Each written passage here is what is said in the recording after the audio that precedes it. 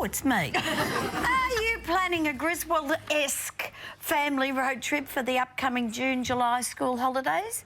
Maybe you're thinking of flying high. No matter what your mode of travel, train, plane or automobile, the key is to make sure your body is moving the whole time. Chiropractor Dr. Angus Pyke joins us to explain more. I mean, I know you're moving.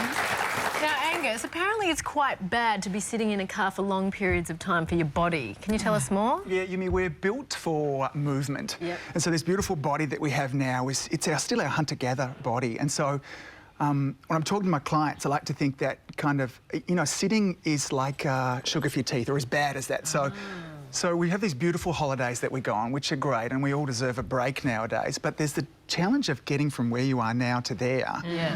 And so the take-home would be is just move all the time. And so if you're on a plane, it's relatively kind of easy because you can get up and move around. And, you know, if you're in the car, and your leg exercises and things. But best to, I mean, those ones where we're sitting down all the time, but it's best to get up all the time. And I was talking before, one of the great things also is stay hydrated. And so if you're drinking lots, then it means you need to go to the loo lots. And you mean water, don't you? You don't mean a little bit of Jack Daniels. No, definitely not. That's the last thing you kind of want when you're on the plane as well. But what about if you're right against the window and you've got to wriggle past everyone? Don't you drive them crazy doing that? Yeah, look, it's kind of frustrating. But I think it's, you know, there's nothing worse than getting to a holiday and having a body that's all kind of sore and cranky and stuff like that too. And you have to be careful too. And you guys must notice it as well when you're sitting here and you're always looking the same way. That your neck gets sore and your shoulders and things like that too. And so, I mean, if you're cheeky enough, Yumi, then sometimes it's nice to just swap places with somebody, you know. Or ask for the aisle. Yeah, but that kind of thing. Because if you're on a long-haul flight, then you can kind of imagine 10 hours talking to somebody to the left of you.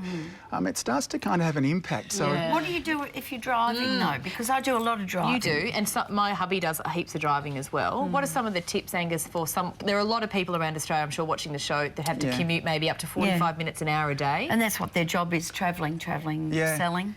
So I guess if you can't stop and get out of the car, because ideally that would be the best thing, hop out, and even if it's just hopping out for kind of 30 or 40 seconds and moving and kind of walk around the block or, you know, a quick sort of 100 metres up and then back again, then that would be great. Could you just walk around the car? Yeah, absolutely. I mean, you don't have to go far. And how often?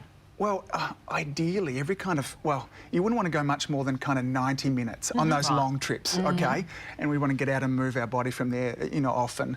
And so, but as Denise said beforehand, if you can't do that, then just kind of move in your seat. Yep. So, you know, when we get sitting for long periods, we get hunched with our shoulders and our head comes forwards from there too. And that kind of posture's... It's just not healthy for us now. Can you show us your posture when you drive? You say you lean. I don't. I look like a little old lady. No, I'm not. I'm saying this in terms of... I drive like that. But all her tension is up here because she drives like this. And then I try and make myself sit back, but then I go forward. And this morning, because it was so cold, I was driving down, I thought I'll put my foot up here to try and make it warm because I've got... No, because I've got cruise control in the car. And then I thought... If I had an accident, they would wonder what in the bloody hell was she doing. Stuck in that position. Well, you would, wouldn't you? Get caught in a...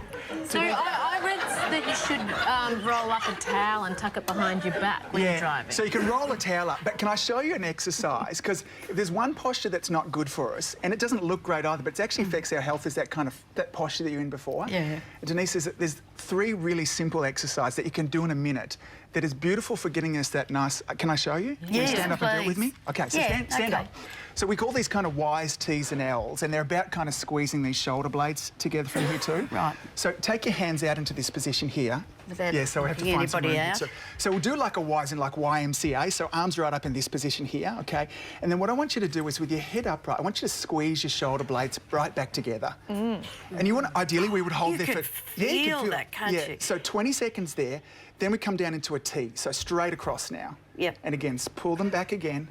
So it's like you're pulling your chicken wings into each other. Exactly. Yeah, so your shoulder blades back, and then our last position, so we do 20 seconds in each. I better give myself a cramp. Elbows in at the side and into here. So tuck them right in at the side here, and then pull them back again. Yeah. And so what literally... I can feel that. Yeah, and you'll be standing more upright and you'll feel greater and lighter in the shoulders. Hang on. So, Chrissy, just... Look, it might to begin with, if you've not done that movement for a while, then you could start really gently. I've got to be honest, I've never done that before. Yeah, it's not something that we kind of do. A while is 37 years. Can I just say, we're talking sort of about a chiropractic and things. I've only started to go to a chiropractor just recently. Oh, good for you. And honestly, and it's making me grow hairs. But aside from that, I'm finding it very beneficial. Yeah, lots of people are heading towards chiropractic now. That's 13. Molly Rose has already had... this is your little one, My little one has had 4 adjustments. They don't adjust them if you're sitting at home going, oh, my God, they crack a baby. That's not about that. It's very different, isn't it? Yeah, it's just about making sure your spine's aligned. Because a lot of people, I've seen it in the clinic, parents bring in crying babies, been checked by the doctors, been checked by a paediatrician, don't know what's wrong and haven't realised that during the birth their collarbone's broken. Yeah. This is one instance. Look, that would be an extreme case there too. But the birth process, and again, so much of our body is built for a lifestyle that doesn't exist nowadays. And even though there's some wonderful things about the way our hospitals help with delivering our babies, it's much faster. We're pulling babies out, and sometimes that's necessary. You can find out more on our website. Sorry to cut you off. Would you please thank our chiropractor today, Angus Pyke? Coming up, the latest news live from Hollywood, and next we're going to be catching up with Colin Lane on the day he takes charge at Ready, Steady, Cook. We'll see you soon. Come on, everybody with their wings. Tonight on